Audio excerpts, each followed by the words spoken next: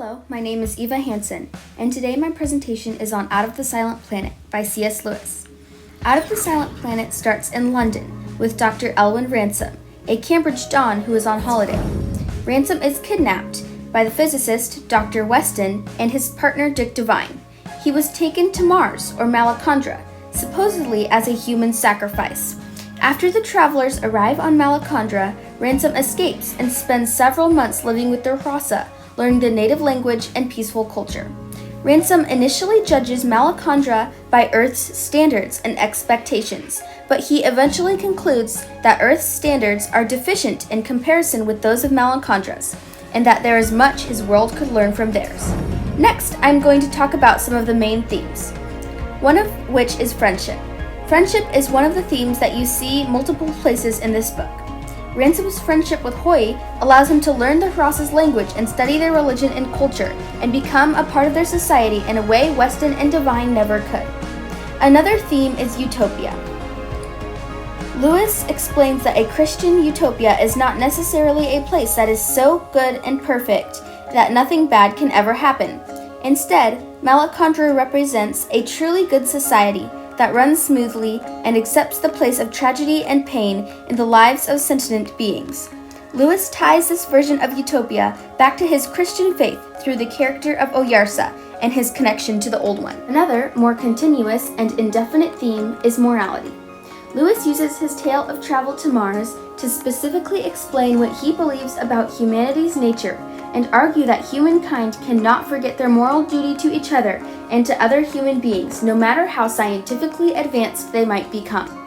Lewis turns to what he considers proper morality, starting from the Christian idea that all humans fall short of their moral duties of caring for others and must be taught how to do what is right and reject what is wrong. Oyarsa proclaims Mr. Devine broken for forgetting the higher duty of now to consider things beyond the material world. In the same way, Dr. Weston is bent because he considers no one beyond humankind, staying too loyal to his idea of his own kind while ignoring moral injunctions to respect other types of beings. Before I get into the more technical part of this presentation, I'm going to talk a little bit about the author. Clive Staples Lewis, better known as C.S. Lewis, is one of the most famous authors of the 20th century. He was born in Belfast, Ireland during the year of 1889. C.S. Lewis grew up fascinated with animals and fairy tales. After years of English boarding school and the death of his mother to cancer, Lewis abandoned the Christian faith of his family and became interested in mythology. He became a poet and focused on classic epic poetry. He then won a scholarship to the University College, Oxford. While at Oxford, Lewis began a friendship with the writer J.R.R. Tolkien, who eventually led Lewis back to his Christian faith in 1931. Lewis then became a defender of the Christian theology, writing many essays, books, and radio broadcasts that outlined the rational and emotional reasons that mankind needs Christian belief. Lewis also wrote several fiction novels that display the themes of mankind's sin and need for divine grace, including the Sprace trilogy, of which Out of the Silent is the first book.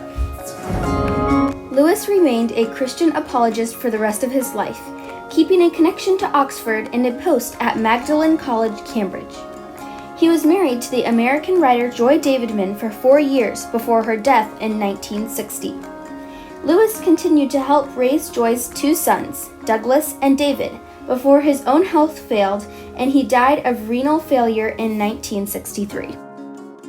Lewis was an early fan of H.G. Wells and said in a letter that with Out of the Silent Planet he was trying to redeem, for genuinely imaginative and spiritual purposes, the form popularly known as science fiction.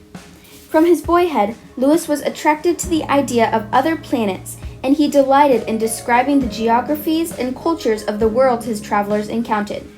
Lewis thus slipped the central elements of Christianity into the book, doing it subtly that few early reviewers noticed. He concluded in a letter that any amount of theology can now be smuggled into people's minds under cover of romance without their knowing it. C.S. Lewis, a devout Christian for much of his adult life, includes his interpretation of the fundamentals of Christian beliefs in all his novels. In Out of the Silent Planet, Lewis uses the creative and exciting framework of a science fiction adventure to offer a new way for readers to think of Christianity through Dr. Alwyn Ransom's experiences on the new planet Malacandra.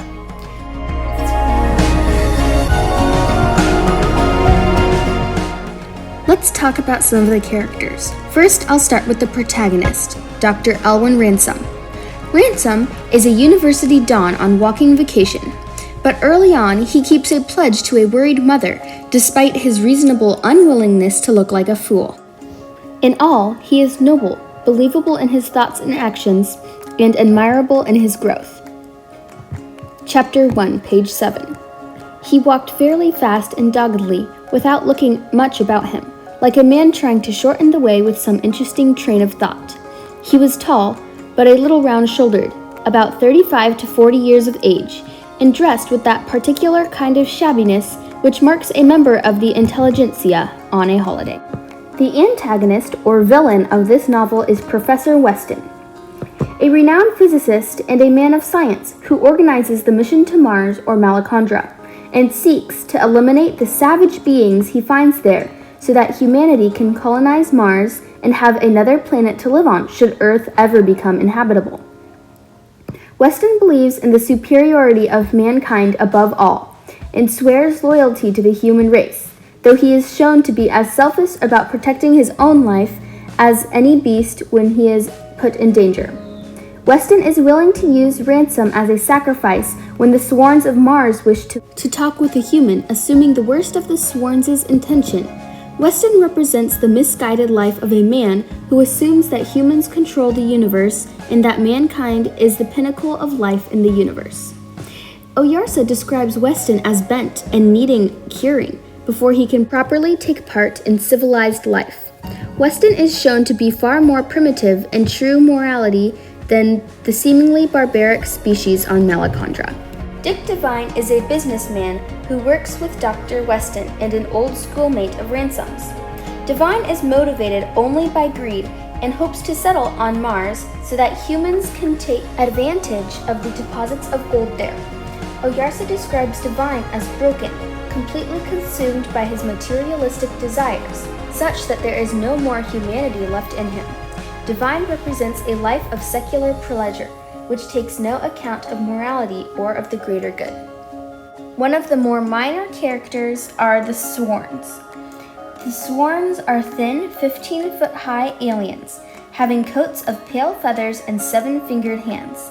They live in mountain caves of the high country, though they often descend into the Hadramut, where they raise giraffe-like livestock.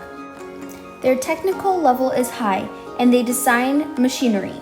Although they can write, they do not compose written works of history or fiction, as they feel the Harasa are superior at it.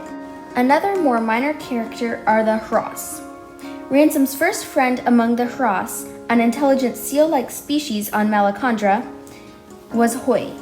Like all Hross, Hoi deeply appreciates poetry and beauty, introducing Ransom to all the Hrossan idea of death as welcome completion of life, and that which brings meaning to all the pleasurable experiences of life. The novel is written mostly in the third person, from the point of view of a narrator with insight into the thoughts and motivations of the main character, Ransom. The narrator is mostly descriptive, but the narrator is also sometimes present in the story, as when he refers to the events which take place outside the main storyline. At the end of the book, the narrator takes over the story entirely and explains how he knows the main character personally, and how he came to write a story based on the actual experiences of Ransom. In the final chapter, the point of view shifts to the first person, in the form of an excerpt from a letter written by Ransom to the narrator. Most of this novel uses a high diction, and though the tone of this novel might not be light, it is definitely not heavy. Out of the Silent Planet is a science fiction adventure story.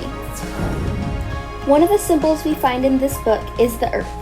The Silent Planet is a symbol used by the Malacandrians in their Oyarsa to refer to Earth, which has been corrupted by evil forces and bent away from the true and good path. One of the figures of speech is a metaphor. Page 7. A violent yellow sunset was pouring through a rift in the clouds to westward, but straight ahead over the hills the sky was the color of dark slate. Every tree and blade of grass was dripping, and the road shone like a river.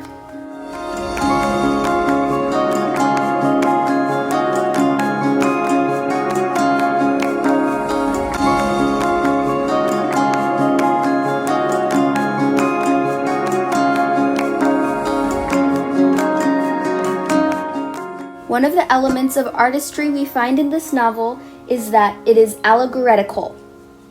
Ransom's dream foretells the format of the story. The worldview in this book is mostly theism, although there is some sign of pantheism.